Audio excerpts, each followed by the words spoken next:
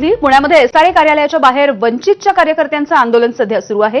वंचित बहुजन आघाडीचे कार्यकर्ते आणि पदाधिकारी हे मोठ्या संख्येनं या आंदोलनामध्ये सहभागी झाले आहेत। या ठिकाणी जोरदार घोषणाबाजी देखील सुरू करण्यात आली आहे। या आंदोलनामध्ये प्रकाश आंबेडकर हे देखील सहभागी झाले।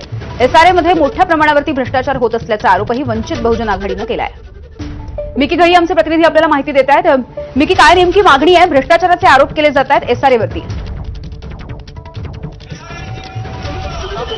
यामिनी, अगदी वंचित बहुजन आघाडीकडून पुण्यातील जे एसआरए कार्यालय आहे त्याच्या समोर असा विराट भव्य मोर्चा आणण्यात आलेला आहे। जर आपण बघितलं तर हजारोच्या संख्येने महिला देखील या मोर्चामध्ये सहभागी झालेले आहेत आणि या मोर्चाचं नेतृत्व करतायत ते म्हणजे प्रकाश आंबेडकर खुद। या ठिकाणी पुणे आणि पिंपरी चिंचवड परिसरामध्ये एसआरएचे अनेक प्रकल्प रखडलेले आहेत, भ्रष्टाचार आहे, किंबहुना जे भाडं या गरिबांना मिळालं पाहिजे, घरं मिळाली पाहिजे ते देखील मिळत नाहीत, असे वेगवेगळे आरोप या ठिकाणी आहेत। आणि त्यामुळे जर आपण बघितलं तर हा विराट मोर्चा या ठिकाणी काढण्यात आलेला आहे आणि त्यामुळे मोठे आरोप या ठिकाणी केले जात आहेत आणि स्वतः प्रकाश आंबेडकर या ठिकाणी आहेत।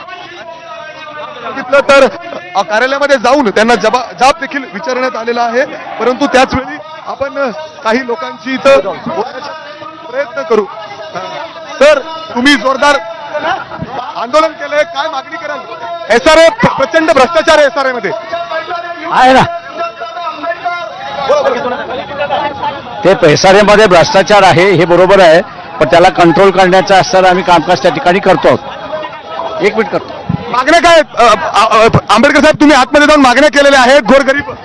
ते मागण्या ज्या आहेत त्या म्हणजे की आम्ही असं म्हटलंय की 5 वर्षापर्यंत ज्यांनी कामकाज सुरुवात केलं नाही त्या कॉन्ट्रॅक्टदारांचा कॉन्ट्रॅक्ट रद्द करा, त्याच्याबरोबर 500 स्क्वेअर फुटाचा असणारा प्रपोजल पाठवून द्या, जे भाडं देत नाही त्यांच्याकडून भाडं घ्या, 15,000चं भाडं त्या ठिकाणी राहिलं पाहिजे आणि ज्यांचं अपात्र झालेले आहेत आणि अपील झालेले आहेत ते अपील महिन्याभराच्या आतमध्ये पूर्ण झाल्या पाहिजेत। ह्या मागण्या आम्ही घेऊन त्या ठिकाणी आलो, त्यांनी ते मान्य केलं अशी परिस्थिती आहे। अर्थात जर आपण बघितलं तर हा भव्य मोर्चा आहे आणि प्रकाश आंबेडकरांनी जे मुद्दे मांडलेले आहेत ते देखील या ठिकाणी सांगितलेले आहेत आणि लवकरात लवकर हे सगळे मान्य होतील असं आश्वासन या ठिकाणी देण्यात आलेलं आहे। आणि जर मान्य झाले नाही तर ह्याच्यापेक्षा विराट आणि भव्य मोर्चा एसआरएच्या कार्यालयावर काढू आणि जो काही इथं प्रकार घडेल त्याला जबाबदार प्रशासन असेल असं या ठिकाणी म्हणण्यात आलेलं आहे। अगदी, त्यामुळे मिकी, आता प्रकाश आंबेडकर यांनी ही बैठक घेतली आहे, चर्चा केली आहे, त्यानंतर त्यांच्या मागण्या निश्चितपणे मान्य होतील असंही बोललं जात आहे। धन्यवाद माहितीसाठी।